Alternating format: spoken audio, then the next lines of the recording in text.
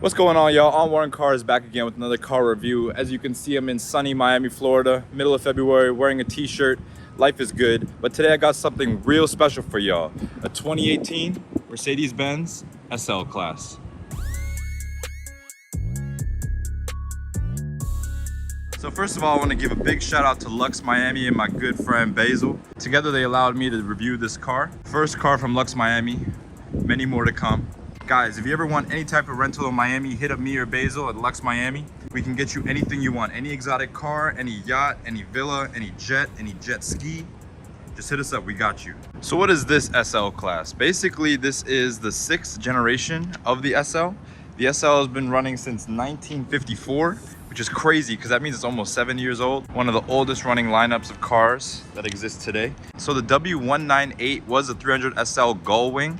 The W121 was the roadster version of the same car. You can kind of count them as the same generation. Then we had the W113, which went from 1963 to 1971.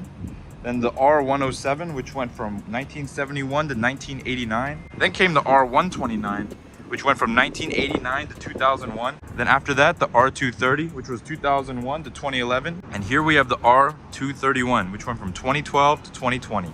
So as y'all can tell by the front end, this is a facelifted model. In 2018 for the American market, the R231 got a major facelift. So with the facelift, they revised the front end. They revised the front grille with the floating diamonds. As you can see, they revised the headlights with LED running lights. They also added these vents on the side, which I'm not a fan of because they're actually fake, and you can really tell they look fake as hell. And they also changed the tail lights and made them all one color, moving the reverse lights to the bottom right here, which is kind of cool. The SL used to be Mercedes' flagship model, right? They used to really take pride in this as being their fastest, sportiest GT car. But now the market is kind of crowded. They have the S-Class Cabriolet, a really nice luxury convertible cruiser. And they also have the AMG GT convertible, which is a sporty convertible cruiser. So where does this sit? See, the SL is less sporty than the AMG, but more sporty than the S-Class, but more luxurious than the AMG, but less luxurious than the S-Class. So it's kind of in the middle, and I'm not sure if it really knows what it wants to be. That being said, this car is actually a really good car. It drives really nice. The price point is good for what it is. This is the SL450, which has a twin turbo V6, which is surprising for an SL. They usually are all V8s, but they introduced a new engine for this generation, trying to sell more, obviously, because the S-Class and the AMG GT were taking over the market. Now all the SL is known for is for being an old man's car. That comes from the way it rides, the styling, the people that actually end up getting them, all of them combined. And I'm not gonna blame them either, because the car isn't the most sporty. When you're driving, it's very comfortable. There is a lot of space inside for it being a two-seater. Usually two-seaters are tiny, but it has a good amount of space. And it has a lot of luxuries, a lot of conveniences that makes it easy to drive for old people. One of the best things about the SL is the hardtop roof. Not only does the hardtop roof enable you to drive the car in almost any weather, drive it with the top down in sunny Florida like this, or during the winter in like Montana. You know, I mean, gotta get some good tires if you're in Montana, but you know what I mean. You can drive it in the rain or shine. And lastly, my favorite part of this hardtop roof configuration is the fact that when you roll the windows down with the roof up, there is no B-pillar. Just one opening, and it looks amazing. More about the SL in terms of design. I'm not gonna lie, it's a really pretty car from some angles, right? If you're like getting low, the lower you get, the prettier it gets. But some angles make it look kind of awkward. What I really don't like is how far the front bumper comes off from the front wheel. Like there's about 1.5 feet of distance between the front of the car and the front wheel. I think they would have done a lot better in terms of design if they pushed the wheel up like 6 inches, gave it a longer wheelbase, give it more striking appearance, more like a Maserati Gran Turismo. Those cars are famous for their long wheelbase. Some people don't like it, some people do, but all I know is that this car looks kind of awkward at some angles. Another thing I don't really like about the design is the rear. So with the facelift, they incorporated the new Mercedes swoopy design language, right? But with the rear, it still looks boxy. And I know they smoothed out the lights a little bit, but the rear is way too boxy for how curvy the front is, in my opinion. It's just like they facelifted the front but left the rear. So it's like almost two different design languages in one car, which I'm not really a fan of. Also not a fan at all of fake exhaust tips, which almost all Mercedes have now. It's a shame. As you can see, this car is on aftermarket wheels. Give it a little bit more sporty look. Make it look a little less old man-y, but you know, still looks like an old man car in my opinion. So not only are these side vents fake, but all these lower grills are fake as well. Not the middle one, but partially of the top one. Isn't that crazy? Just like, why, Mercedes? What's going on here? We also got some more fake vents right here on the side.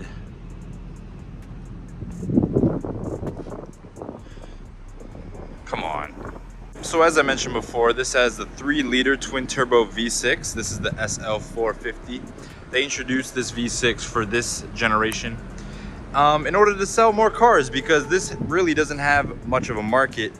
But the engine is not too bad. It makes 362 horsepower and 369 pound-feet of torque. This body is all new for the SL class. It is all aluminum, and it comes in weighing around 3,825 pounds. Not only does the V6 come with the cheaper price tag, this car starts around $90,000 new, which is actually kind of a lot. But it also has better MPGs, getting 20 city and 28 highway. In my opinion, the V6 actually makes this car a whole lot more dailyable, a whole lot more usable. You get better MPGs. It's a cheaper price tag. It's a little bit lighter. You get a better driving feel. So, you know, this car is not too bad in terms of a functional car. In terms of design, as you can see, a lot of inspiration from the 300 SL, the original SL. But I just don't like how they paid homage with fake vents. It doesn't make any sense to me. Fake vents there, fake vents there, fake vents here. Come on, Mercedes. We're not stupid. But as I mentioned, the design could be a little bit better. With the R232, I am not sure what Mercedes was doing. I'll put in a picture real quick, but they just decided to make it look exactly like an AMG GT, except a little bit narrower and a little bit taller, to try to capture a more sporty audience, because they knew that this car was not selling well. And the amount of 75-year-olds interested in a hardtop convertible is getting smaller and smaller. The thing about this car is it's such a niche market, it really has no competition. Like, what other hardtop convertibles can you get in this price range? Maybe like an M4. I guess also it competes with the Jaguar F-Type, as well as maybe a 911, like a base 911. But an M4 and the 911 have back seats, and this does not, which makes it kind of a hard choice to make. The one thing this Mercedes does have over the F-Type and the M4 is the build quality. Mercedes is always known for having tank-like vehicles, and this one's no different. Driving it around, it feels very solid. Hardly any creaks. I know in the new Mercedes S-Classes, there are a lot of creaks with the new front center control stack, but this one has the old stack, which means that it's a little bit better built, although at the expense of being way more ugly. But that's enough of me rambling about the appearance / purpose of this car. Let's open the hood and check out that twin-turbo 3-liter V6.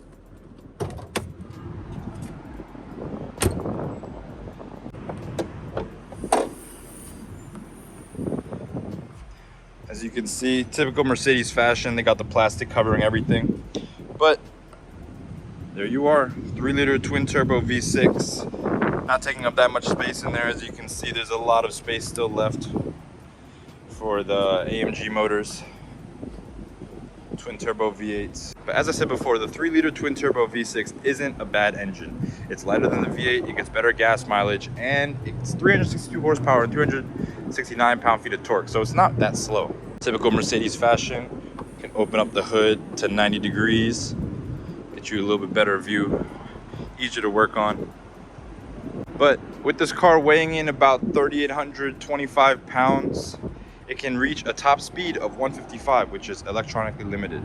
Mercedes was smart in introducing the twin-turbo V6. It's more reliable, it's cheaper, it's still a hot V, which means that the turbos rest in the middle of the V, meaning the turbos can heat up faster, meaning that turbo response will also be better because they're really close to the cylinders. Exhaust gas can get there as quickly as possible because the distance is very short. Let's take a listen to what the twin-turbo V6 and the SL sounds like.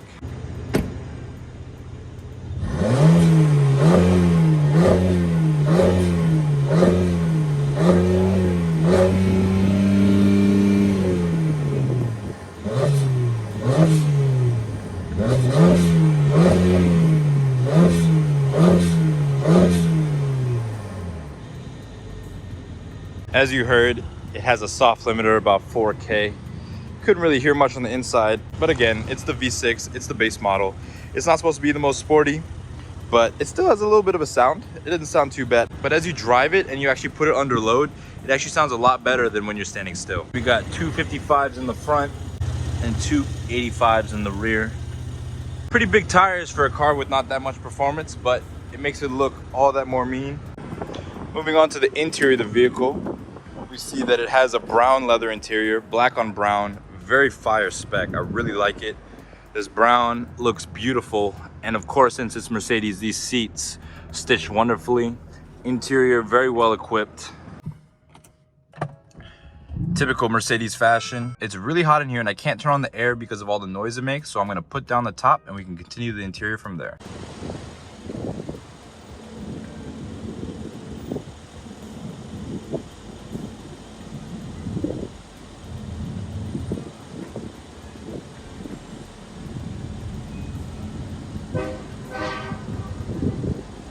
As you can see, we got the top down, not a single cloud in the sky. What a beautiful day in Miami. But moving on to the interior, we see this is a standard Mercedes-Benz design before the digital gauges. We got two gauges on each side, one inside of another. We got the gas and the speed on the left with the top speed of 160 on the dash. And we got the RPMs and the coolant temp on the right. I really don't like how the coolant temp and the gas are in the same spot. There's no symmetry here. I think they did it just to cut costs. I think it's the same gauge on both sides. They just copy and pasted it. They just put different labels on each gauge. But they really should have put that coolant temp on the inside or the fuel level on the outside. Moving down, we're looking at this beautiful Mercedes wheel. Typical for Mercedes, 3-spoke design, but I really like how this wheel, like this part flows into the back of the wheel back here. It makes the wheel look very not flat, not boring, and has lots of curves, lots of angles. It's a really good looking wheel in my opinion, besides the materials used. As I said, this plastic, I'm not liking Mercedes, come on now. But moving on to the center, we see a good sized screen, nice and bright, very responsive. You use this knob right here to control the screen. It's not touchscreen, but it's all you really need. It has Apple CarPlay. As I mentioned before with this cheap plastic, the worst of it all is right here in the center. First of all, no one uses this dial pad anymore. I understand that the SL audience is like 75, 80 years old, so they might, but Mercedes, you gotta do better than this. You gotta incorporate this better if you're gonna have a full dial pad. All these buttons will never be touched by most people, and frankly, they look really ugly. Not only of their design, but the material. This plastic looks very cheap compared to this glossy wood finish, the brown leather. You have a leather stitched dash, but a plastic center stack. That doesn't make any sense. As you can see, also the plastic carries over to the window switches and the door switches. At least the seat controls are made of a nicer plastic, but still, if these were in metal, that would have been way nicer. Moving down, we see we have two cup holders. Pretty convenient with a cover that makes it look nice and clean when you don't need them. And then we have this really tiny gear lever. It's literally the size of like my thumb. As you can see, you just kind of move it like this. Fully up for reverse.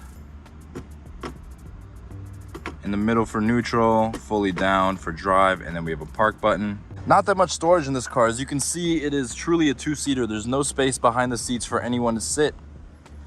This is where the controls are for the top. One of the best features about this car actually is the fact that it has a switch that allows you to move all the windows at once.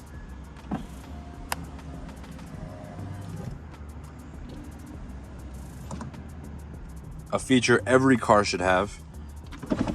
So you can see how nice does that look. Very convenient. Opening up the center console, we see that one side opens. I guess the other side doesn't open. Interesting. But we can see we got a little bit of space in there. It's about the size of, like, you know, you could fit a water bottle in there if you really wanted to. Not much space, honestly. And with this not opening, it's kind of confusing. It's like it kind of restricts the amount of access you actually have. Cigarette lighter as well. Moving back here, we have another cup holder as well as more storage. This one's a little bit more usable, and a third cup holder in case you have more than 2 drinks. Typical Mercedes seat controls on the door. They're kind of weird to use because you don't actually move with the controls like on a regular seat. Like with the seat, you kind of move with the controls, but this like you'll be pushing this up, the seat will go up. But it's just a little bit to get used to. It looks cool, definitely. Not sure the function is the best. Another interesting thing is how many clocks this car has. You got one right between the gauges, you see at the bottom right. You got one in the middle, top left, and then you have a regular clock up top, just in case you didn't know what time it was. The HVAC controls on this are pretty standard. You got dual zone climate control. You can control each side using these rotary dials right here. Nothing too fancy. They work, easy to read. That's all you can really ask. One thing I love about this car is the sound system. Probably one of the best sound systems I've ever heard, considering that this cabin's really small. There isn't really much space for speakers, but it does use a Harman Kardon speaker system. Definitely feels like there's subwoofers everywhere. The bass is insane. Got storage in each door. Pretty shallow in terms of storage, but it's there. The door isn't that big. We got a decent sized glove box. As you can see, it's pretty deep, but not that tall. You can fit, you know, your necessary documents in there. Standing up, we're gonna look at the final piece of storage that this car has. If you scoot the chair up using that button, you can see that there is storage behind the driver's seat as well. However, there is no storage on the passenger side. Some leather stitched seat pockets on the back of the seats as well. Doing a quick walk around with the top down, you can see that it looks a lot better in my opinion. Looks much more like an SL. I love hardtop roofs, don't get me wrong, but sometimes the proportions look crazy just because they gotta fit the mechanism in the trunk. And you can see the brown interior looks very nice with the top down in my opinion. As you can see, if I push this seat forward, there really isn't anything back here to look at. No storage compartments here. As you can see, speakers, but that's about it. Another nice touch are these leather wrap hoops that hold the seatbelt in place. They are magnetic. Very high quality feeling, very nice. Aside from the center control stack, this interior is actually gorgeous. These seats, the way they're stitched, the bolstering, everything looks amazing. I love brown seats. Brown interiors are the best interiors in my opinion, especially on black. They just look so classy. Another cool thing about this car is the air scarf. If you're driving in a colder climate with the top down and you still want to be warm, you can actually turn on this vent which blows hot air around your neck and shoulders, which feels amazing. Again, I just love this two-tone interior. Very well done, Mercedes. Aside from that center control stack, it's ugly. We got aluminum pedals, typical of Mercedes with the rubber grips. This car is standard stuff, automatic headlights, you know, regular Mercedes stuff. Another cool design element of this SL are these circle vents. You twist them to shut them, twist them back to open them. They look really cool. This being a Mercedes, there are many safety features that are included in this car, including these front and rear parking sensors. In a normal car, the parking sensors usually appear on the screen as you're driving, and as you're getting close, like they pop up, but here they pop up right in your view of what you're looking at. So you don't actually have to look at the screen. These light up as you get closer and closer to the wall. And there's also one in the back which you can actually see in the mirror, which makes it easier to park if the backup camera wasn't there. Obviously this also has a backup camera, so the system is redundant, but it's in typical Mercedes fashion to have these parking sensors. This car also has a road sign detection system, which is strange. I've never seen it in any other car, but basically it's able to read the road signs ahead, and say you're going down a wrong way, it'll let you know in the middle of the screen you're about to go down a wrong way just based on the signs that it reads. Another cool thing about this car is that although it has the regular owner's manual, as you can see in the glove box right there, you also have a virtual owner's manual. You can use it by searching, which makes it a lot easier. There's also animations and bookmarks you can save in case you want to look at something more than once. Right here is the button for the air scarf, as you can see right next to the heated and ventilated seats. Just hit that, and I can already feel the air coming around my neck. I also like how this is a hardtop convertible, but it also has a retractable sunroof as well. So I'm guessing this kind of just rolls up in the space back there. But as you can see, it makes a lot of a difference. One thing about this SL is it has one of the most complicated trunk systems I've ever seen in a car. So let's see how that works real quick. First of all, it's power lift gate. Second of all, you can see this retractable cover. This cover actually shows you how much space you have to fit stuff in the car. Obviously, when the roof's up, you have a lot more space. And it's quite a large space for a hardtop convertible, honestly. This is how you test. You hit this button right here, and it puts the cover down so you can actually see whether or not your stuff fits. But let me show you what it looks like with the roof down as well. With the roof down, there's a whole lot less space in the trunk, but it actually moves out of the way so you can load stuff in the trunk easier, which is really dope, because or else the opening will be around this big. But as I mentioned before, in order to test, you hit this button right here. It actually lowers that compartment into place so you can see exactly how much space you have left, which is pretty cool. As you can see how complicated this trunk system is. A lot of engineering design went into making this. Adds a lot of weight as well, but the SL surprisingly handles it pretty well.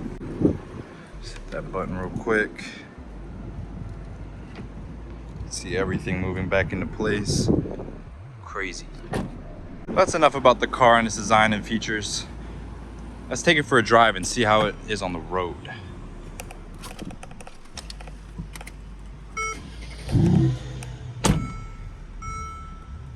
So how's the Mercedes-Benz SL450 like to drive? Well, I'm in comfort mode right now and it feels great. It's comfortable, throttle response is nice and smooth. It's really a nice daily car to drive, I'm gonna be honest. We're out here in Miami, lots of traffic in Miami. You're not really going too fast unless it's between lights. So it's not really that necessary to be that fast. As I said before, this car has 362 horsepower and 369 pound-feet of torque. So it's actually not slow. You'd be surprised. It's 3,800 pounds, a little heavy for a two-seater coupe, but with the 9-speed transmission, it puts the power down pretty well. I'm sorry, Mercedes, but this car, I mean, it's great and all, but it's just confused, okay? You can't be too sporty with this car because then it would encroach on the AMG GT convertible, and it can't be too luxurious or else it would take up market space for the S-Class Cabriolet. So what you have here is something in between, which is cool, but who's really gonna buy it? The only thing this car has going for itself, which it doesn't even have anymore with the new updated model, is the hardtop convertible. Hardtop convertibles are the most convenient, obviously, because you're protected from the elements. You don't have a soft top, which can get damaged from being in too much rain. So that's basically all it has going for it. One thing Mercedes does really well is it makes a really good cabin. As I said before, hardly any squeaks from anything I'm pushing. No ugly sounds. It doesn't rattle as you go over bumps. It feels really good in here. And although I'm sitting in traffic, and I've been in traffic for the past 20 minutes, which is really annoying, it's just comfortable. I just like it in here. It feels very solid, very German, and that's something this car really has going for itself compared to other Mercedes models, is that it's built really well, and that shows with the price. One thing I have to say, however, is with the AC on, the engine's working a little bit harder. Because it's a V6, you can feel the vibrations in the cabin a little bit. It's kind of, it just makes it feel a little cheaper than it should be. It's a Mercedes, supposed to be smooth, supposed to be like the smoothest, most well-built experience, but you do feel some vibrations in the steering wheel and the pedals, them hard touch points where vibrations will carry through. And I guess just because it's a V6, it's not as balanced as a V8, so you can take that how you want. But all right, y'all, got in Sport Plus mode, about to hop on the highway. Let's see how it rides, see if it is actually fun to drive at high speeds. Okay, you can hear a little bit of the turbo noise, a little bit of a burble when you let off the gas. But let's see.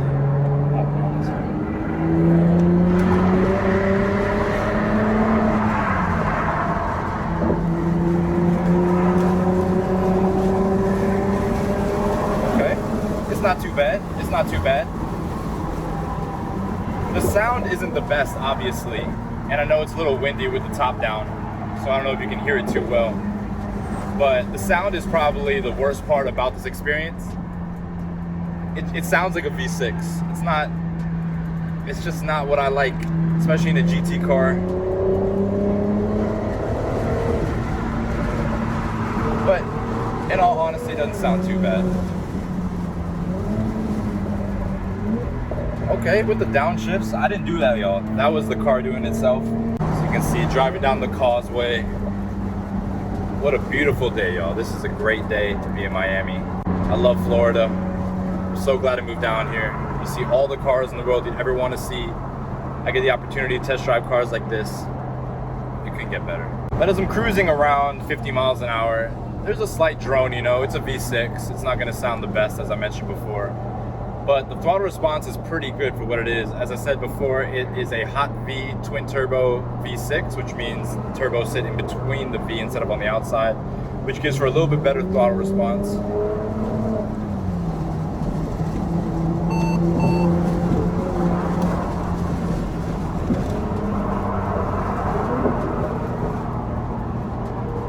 The downshift sound actually pretty amazing, to be honest. It's a lot better than I thought it would be. The steering is nice and heavy. Feels artificially stiff, but at the same time it feels pretty good. Very direct, not much dead space in the middle, although there is a little bit, but I'm just assuming that that's because it's the base model.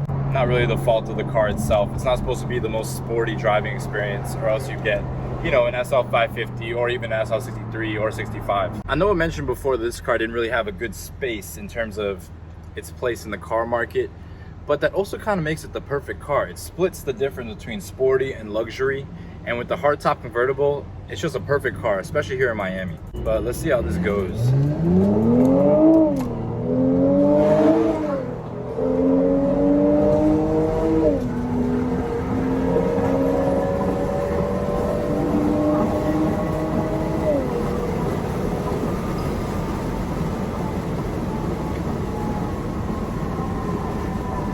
You know, that's honestly not too bad. It is an automatic SLS. Damn, we just passed by an SLS. But it's not too bad. You know, it's an automatic transmission, so it's not gonna have the most aggressive shifts, but they're smooth, and the car isn't slow. So, you know, what else can you ask for? Rolls Royce. Miami's a different animal in terms of cars, y'all. You see every single type of car here. Every car I've ever wanted to see, I've seen in Miami. That's Bugattis, Koenigsegg's, Paganis, any rare version of a hypercar, Diablo GTR, SVJs everywhere, Pistas, Speciales, Competiciones, I don't know how to pronounce that word, but you know what I mean. Just every special version of every car you find in Miami. It's amazing. I know I'm stuck in traffic, but what else could you ask for? We got the Miami skyline, we got the cruise ships, this long hood in front of me. What more could you ask? This wind deflector makes a huge difference as well. I feel almost no wind except for on the top of my head. And it's not loud in here at all either. Just a very well built car by Mercedes. I might have forgot to mention it earlier, but this car has a bunch of driving modes. It has Comfort, Sport, Sport Plus, Individual, which is what you can customize, and Eco. I usually go between Comfort and Sport Plus. Comfort is when you just want to save gas. Sport Plus makes it a little bit more fun. But it's still a twin turbo V6, so you're not really going to be getting that much of a sporty experience. But it just makes the shifts that much quicker, makes the steering feel a little bit heavier, gives you a little bit more response when you're hitting the bumps and the turns. Miami's great and all, but the one thing that sucks is the traffic. Everyone moved here at once. These roads cannot handle this many people, obviously. And traffic really starts at around 12 p.m. It's pretty disgusting. One thing that's funny about this SL is that you get more looks than you think.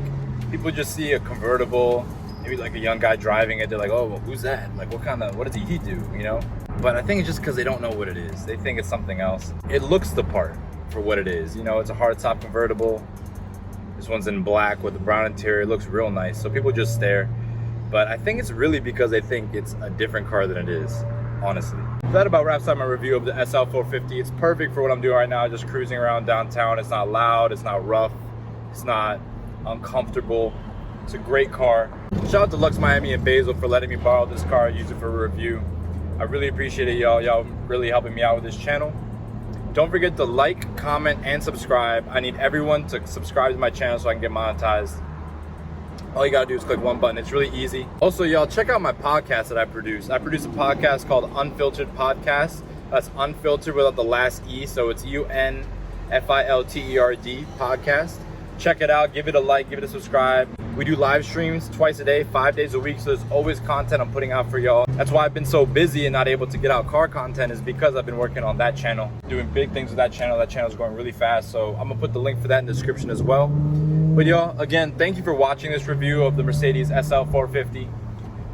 Really enjoyed this car. As I said, I'm gonna reiterate, don't forget to like, comment, and subscribe. And last but not least, y'all have a good one.